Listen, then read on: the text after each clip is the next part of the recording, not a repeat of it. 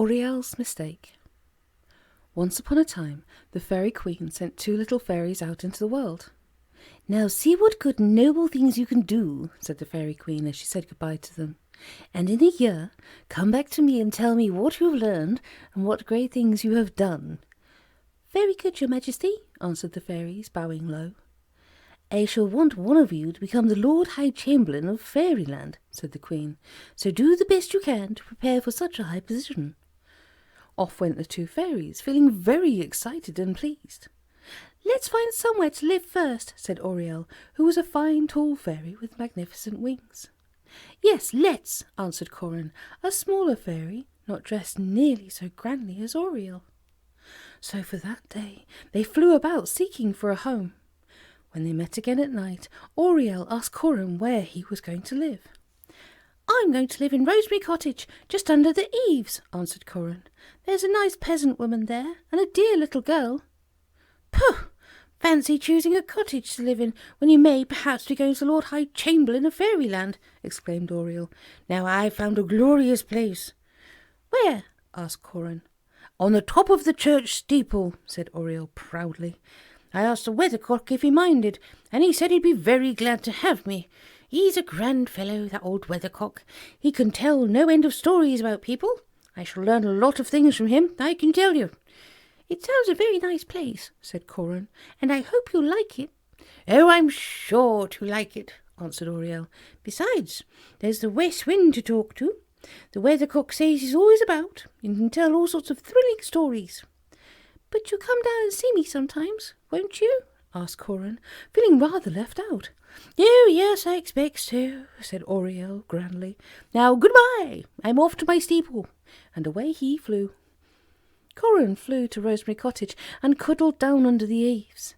He soon fell asleep and didn't wake until he heard a lark singing the next day. Then began a very busy time for Corin. He used to listen to the peasant woman and the little girl talking together. "Old Mother Brown is ill," the woman said. "You must take her some broth, my dear." The little girl went off, carrying the broth carefully, and Corin flew just behind her.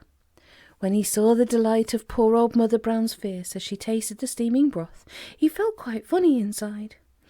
"I must do something to make people look glad like that," Corin decided, "even if it's only a little thing." He soon found that if he listened to what the peasant woman talked about every day, he would have lots of things to do. "Poor little Johnny has broken his leg," said she. "I wish we could help him."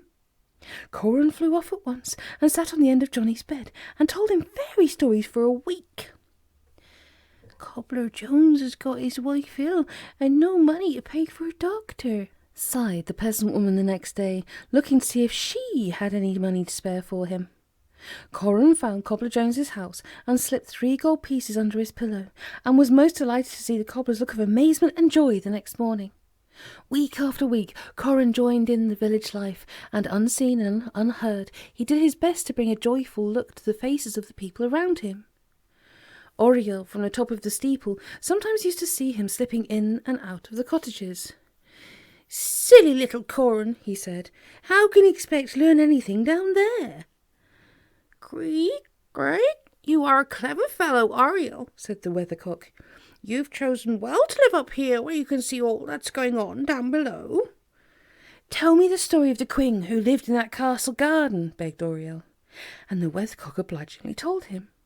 Then up came the west wind and began to tell marvellous tales of all the countries he'd been to. "Oh, what a fine life you have!" cried Oriell.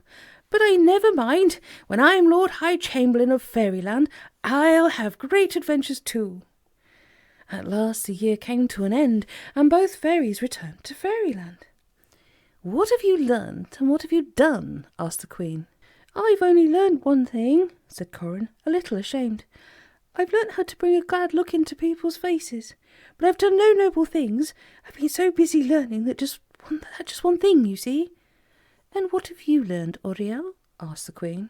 "Oh, I've learnt a lot," said Oriell proudly. "I've learnt all about different countries, and I've learnt how to behave if I should meet kings and princes, for the weathercock has told me, and I've done a very noble thing. I've lived on a church steeple high above everyone else and watched their daily lives."